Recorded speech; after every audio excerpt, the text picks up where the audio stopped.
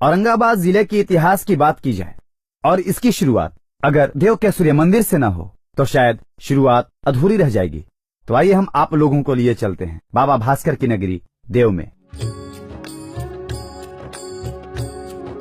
इसी औरंगाबाद के देव की धरती पर 8वीं शती में स्थापित भगवान भास्कर के मंदिर में नतमस्तक होने देश के कोने कोने से लोग कार्तिक और चैत्र में पधारते हैं। लोक आस्था का विराट पर्व छठ यहीं से प्रारंभ होकर विश्व में व्याप्त हुआ है। छठ के माध्यम से इसी औरंगाबाद की धरती ने दुनिया को सबक दिया कि पहले डूबते हुए सूर्य को सलाम करो, फिर उगते हुए सूर्य को।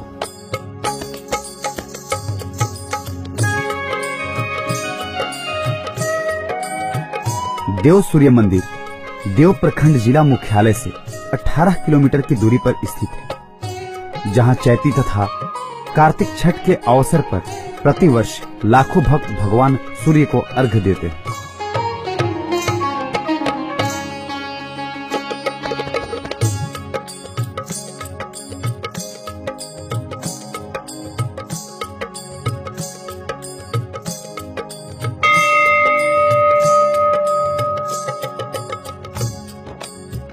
भगवान सूर्य नारायण प्रत्यक्ष के देवता हैं।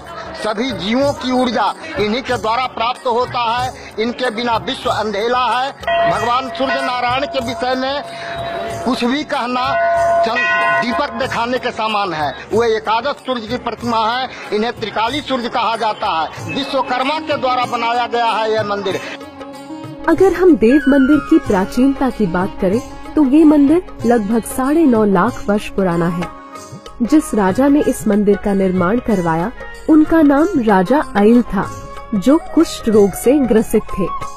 एक बार जंगल में यात्रा के दौरान राजा ने अपने सेवक से जल की मांग की। कहीं शुद्ध जल न मिलने पर सेवक ने गड्ढे से कीचड़ नुमा जल लाकर राजा को दिया। उस जल के स्पर्श मात्र से ही राजा का संपूर्ण कुष्ठ रोग समाप्त हो जाता है।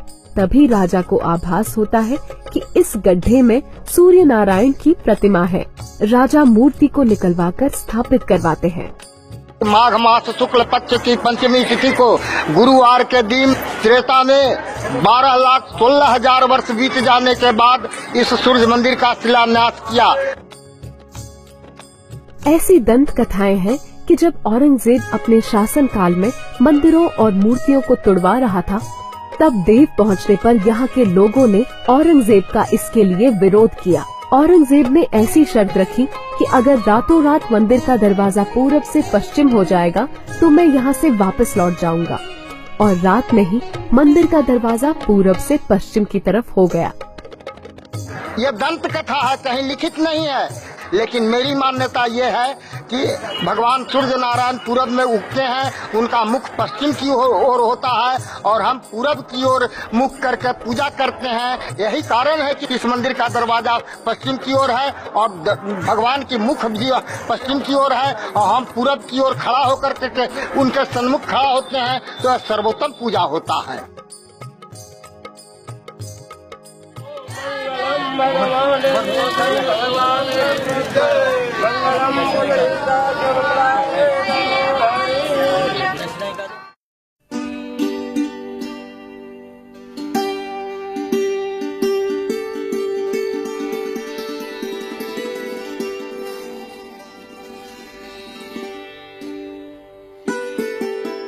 इस पोखरे का निर्माण राजा ने अपनी रानी के स्नान एवं पूजा अर्चना हेतु करवाया था, जिसे आज रानी पोखर के नाम से जाना जाता है।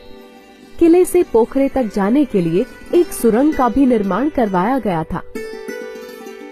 अब हम यहाँ से रुख करते हैं एक ऐसे क्षेत्र की तरफ जहाँ बड़े पैमाने पर पान की खेती होती है, जो पूरे विश्व भर में मघी पान के नाम से प्रसिद्ध है।